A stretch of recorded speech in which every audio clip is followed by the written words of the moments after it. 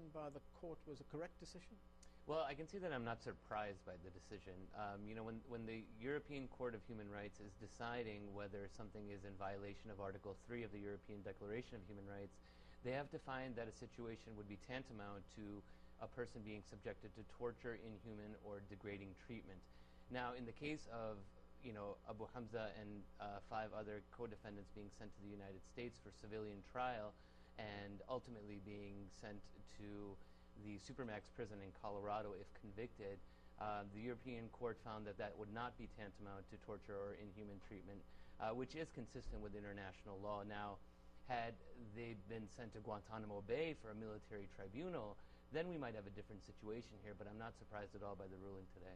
But was the European Court given some kind of guarantees by the United States that they would not be sent to Guantanamo Bay, or that they would be put on trial, they would not stay in jail indefinitely? No, I think in this case, in this situation, the Obama administration and the Justice Department said that they would be given a civilian trial in Connecticut, which is where the computer servers were found, where one of Abu Hamza's co-defendants was operating his websites.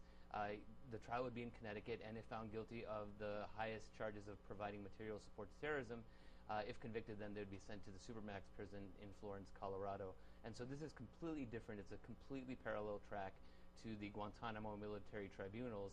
Had the administration taken the position that they would be sent to Guantanamo, then I think we could have seen a different outcome from Strasbourg.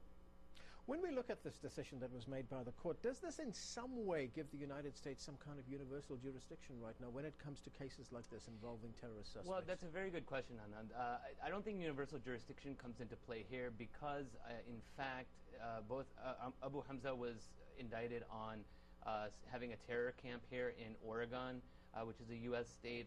One of his other co-defendants, Babar Ahmed, even though he was operating from London, the computer servers that his website were purportedly seeking to provide material support were based in Connecticut. And so the U.S. would exercise its normal domestic jurisdiction because there were acts, or at least purported criminal acts, that had some sort of at least tangential connection to the United States. Had they been captured on a battlefield with no connection whatsoever to the United States, then you'd be dealing more with universal jurisdiction. But here it's mainly more of an extradition treaty between the UK and the US. The US felt that there were enough actions that were connected to US soil that they reached out to the British government for extradition. Okay, so we're going to have to leave it there. Thanks for joining us. My pleasure.